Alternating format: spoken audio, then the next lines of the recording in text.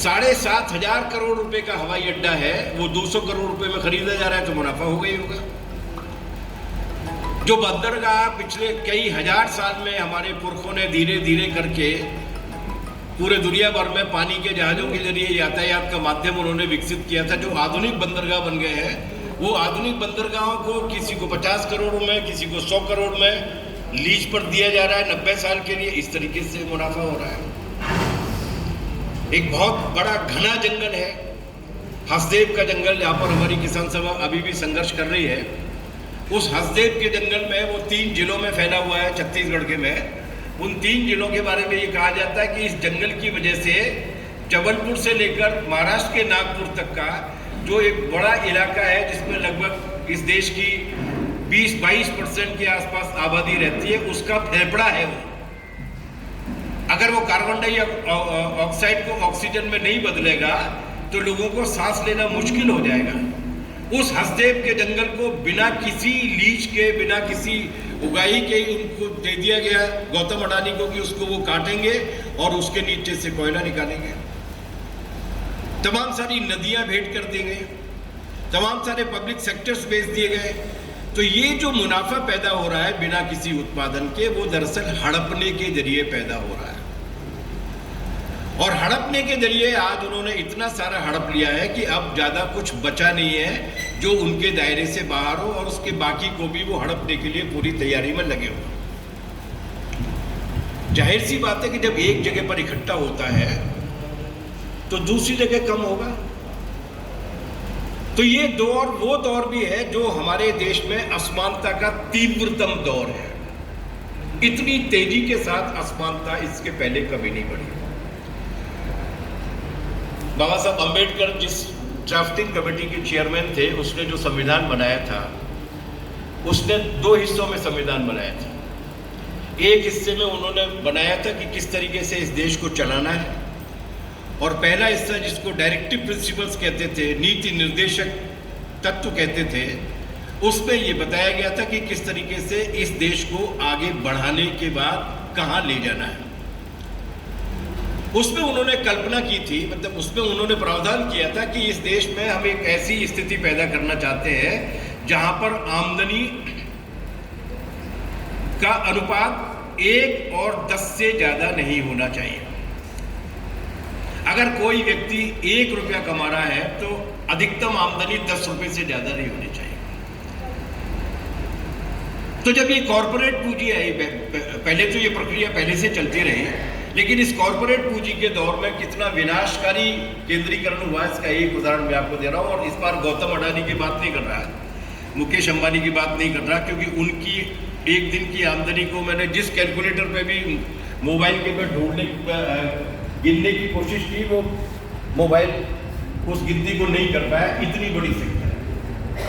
मैं बात कर रहा हूँ बड़ी बड़ी कंपनियों के जो ऑफिसर्स हैं, कॉर्पोरेट ऑफिसर्स, एमडी है, कोई जीएम है, इन बड़ी कंपनियों के बड़े ऑफिसर्स जितना एक साल में कमाते हैं, उतना अगर करनाल के गांव में रहने वाला एक व्यक्ति सरकार की घोषित न्यूनतम मजदूरी मिलती है अगर उसको, तो जो आमतौर से मिलती नहीं है, अगर करनाल के गांव में रहने वाला एक व्यक्ति उसी कमाई को हासिल करने की कोशिश करे तो वो बंदा 1 साल में कमा रहा है, तो इसे 941 साल तक लगातार काम करना पड़ेगा।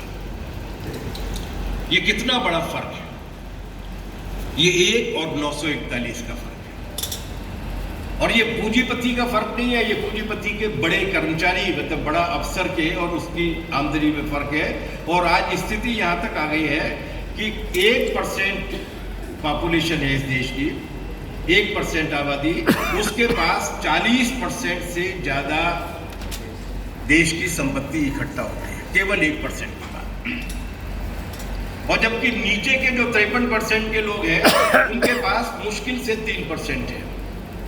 तो ये अनुपात जब लगातार बढ़ रहा है, वो अनुपात इस बेतहाशा तेजी के साथ बढ़ रहा है कि आने वाले दिनों में क्या इस देश की हालत होनी है, इसकी कल्पना कर पाना बहुत ज़्यादा मुश्किल हो जाता है, कठिन हो जाता है, भयावह हो जाता है। और ये बात तब है जब हमारे संविधान ने कहा था कि किस तरीके के नियम बनने चाहिए। और बात यहां रुक नहीं रही है। पिछले 3 साल में हमारे देश की सरकार के जो आंकड़े आते हैं, उन आंकड़ों के हिसाब से ही पिछले 3 साल में सरकार की नीतियों की वजह से एक बड़ी समस्या पैदा हुई है हमारे देश में, जो है स्वास्थ्य सेवाओं का निजीकरण। हम लोगों ने अपनी जिंदगी का ज्यादातर हिस्सा सरकारी हॉस्पिटल में इलाज कराते हुए काटा। जब जब बीमार हुए तब बड़े बड़े ऑपरेशंस भी सरकारी हॉस्पिटल्स में हो जाया करते थे, नाम मात्र के खर्चे पर। पहले तो खर्चा ही नहीं होता था, उसके बाद वो ऑपरेशन में लगने वाली चीज़ों को मंगाने लगे। और आज स्थिति ये आ गई है कि सरकार का अपना आंकड़ा है कि 6 करोड़ 30 लाख लोग हर साल अपनी हैसियत से नीचे गिर के गरीबी की रेखा के नीचे जा रहे हैं, क्योंकि उनके परिवार में कोई एक बीमार हो गया था जिसके इलाज में उन्हें पैसा खर्च करना पड़ा। कोरोना की तो आपको याद होगी 15-15 लाख रुपए एक मरीज पर खर्च हुए और आमतौर से वो बच भी नहीं पाया। लेकिन 6 करोड़ 30 लाख लोग हर साल गरीबी की रेखा के नीचे जा रहे हैं, इसलिए कि वो घर के किसी बुजुर्ग का या घर के किसी युवा का, एक आदमी का ट्रीटमेंट कराने के लिए उन्हें खेत बेचना पड़ रहा है, फिक्स डिपॉजिट तोड़ने पड़ रहे हैं, मकान बेचने पड़ रहे हैं और दोबारा से वो गरीबी की रेखा में जा रहे हैं। इस तरीके से वो कमा रहे हैं। तो कमाई के लिए भी उन्होंने कोई भी ऐसा दायरा नहीं है जिस दायरे को उन्होंने छोड़ा। जो हमारे दौर की खास बात यह है कि वो लूट रहे हैं, वो हड़प रहे हैं, और हड़पने वाले काम में उन्हें किसी भी तरीके की कोई रुकावट नहीं है। और यही वजह है कि 1991 यस कुछ देना है पर्ची, क्योंकि मैं अगर कोई लूज बॉल फेंक भी जाऊंगा तो संभालने के लिए वो है, वो हमारे नेता हैं छात्र आंदोलन के। ये केवल आर्थिक सवाल नहीं है गोवर्ट, ये केवल आर्थिक नीतियां नहीं होती, ये समाज के चरित्र को प्रभावित करने वाली नीतियां होती है, और खासतौर से भारत जैसे देश। 1991 में जब इस तरीके की नीतियां आई थी नवोदार की, उस वक्त हमारे देश में एक भी डॉलर अरबपति नहीं था। मतलब जिसके पास 1 अरब डॉलर की संपत्ति हो, ऐसा एक भी बंदा नहीं था। 2014 में जब श्रीमान जी आए थे, उस वक्त इस देश में करीब 90 के आसपास डॉलर अरबपति पैदा हो चुके थे नवोदारवाद की नीतियों की वजह से। लेकिन इन्होंने बहुत तेजी के साथ उस रफ्तार को अब लगभग 300 के आसपास पहुंचा दिया है। आखिरी गिनती थी 271 डॉलर अरबपति। लेकिन जैसा